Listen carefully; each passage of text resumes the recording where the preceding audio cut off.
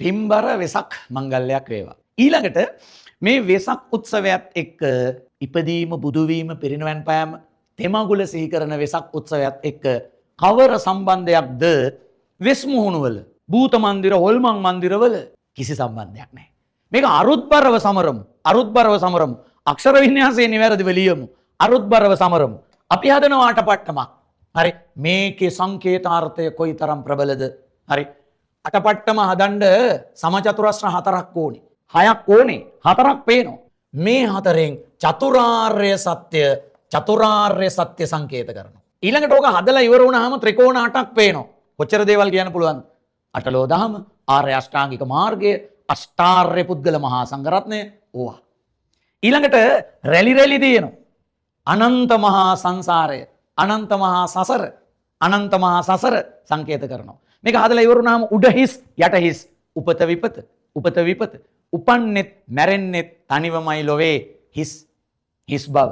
දැන් මේක හදලා මෙච්චර බරපතල ආගමික අර්ථ සංකේත කරන අටපට්ටම හදලා සවුකොළ අලවලා කාලයක් තිස්සේ දුක් විඳලා බටලී හොයාගෙන වේලලා කපලා ගානට කපලා මේක අලවලා අපි පහනක් දැල්වනව නැත්තම් ඉටිපන්දමක් දැල්වනවා. ඇයි වෙසක් කූඩුවක් පත්තු කරන්නේ? ඇයි මේ ආලෝකය? මේ ආලෝකයෙන් සංකේතවත් කරන්නේ බුදුන්ගේ ප්‍රඥාව. බුදු හිමියන්ගේ ප්‍රඥාවට සංකේත කරන්න දෙයක් මේ ලෝකේ නැහැ. තියෙනවා නම් එකම දේ සූර්යයා පමණයි. හිරු එළිය පමණයි. සූර්යයාටත් යන්න බැරි තැන් තියෙනවා. අන්න ආලෝකය සංකේතවත් කරමින් තමයි අපි වෙසක් පහනක් දැල්වන්නේ. ඒක අටපට්ටම වීම ඇතුලේ මේ මහා සංකේත සියල්ල සූචනය කරනවා, හඟවනවා. ඉතින් මේක හදලා ඇතුලේ ඉටිපන්දමක් දැල්වලා එළියේ එල්ලන්න ඕන ගහක තැනක කොහේ හරි. එතකොට ඉතින් උලඟක් ඇවිල්ලා මොකද වෙන්නේ? මේක පෙරලෙනවා.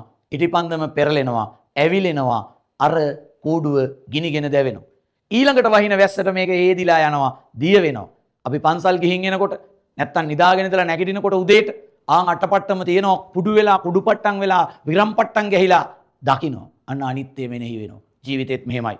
කෝටු කපාගෙන, තාලෙකට තියාගෙන, රටාවකට එකතු කරලා, හැඩ කරලා, ලස්සන කරලා, රැලි දාලා, පාට දාලා, මහන්සි වෙලා ගොඩනගන ජීවිතේ මෙහෙම තමයි අවසානේ.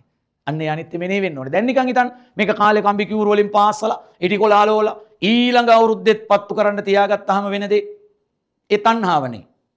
ඒ තණ්හාවනේ. එපාම කියපු දේවල් නෙමේ ආයෙ වගා කරන්නේ.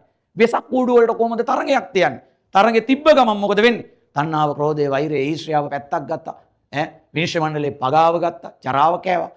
එපාම කරපු දේවල් උතුම් දවසේ වගා කරනවා. හරි. දැන් ඔය කිරිඳිවැල මිල්ලතේ අතර තියෙනවා මහා පහන් කෝඩුව. දකුණු ආසියාවේ විශාලම පහන් කෝඩුව. අවුරුදු 11ක් 12ක් තිස්සේ ඒ තරුණ කැල ඒක සංවිධානය කරනවා.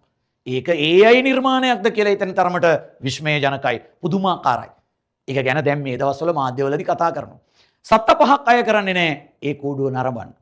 මේ වෙනකොට ලක්ෂ 60කට ආසන්න මුදලක් වියදම් කරලා තියෙනවා කියලා මෙවර ආරංචි වුණා. ඔයත් ගිහින් බලන්න හැකියාවක් තිබ්බොත්. හරි. දකුණු ආසියාවේ විශාලතම පහන් කෝඩුව විස්මයජනක නිර්මාණයක් මෙවර පටාචාර කතා වස්තුව නිරූපණය කරනවා.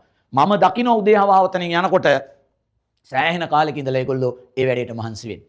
සෑහෙන කාලෙක ඉඳලා ඒගොල්ලෝ ඒ වැඩේට මහන්සි වෙන්නේ. ඒ නිසා වෙසක් උත්සවය අපි පින්බරව අරුත්බරව සමරමු.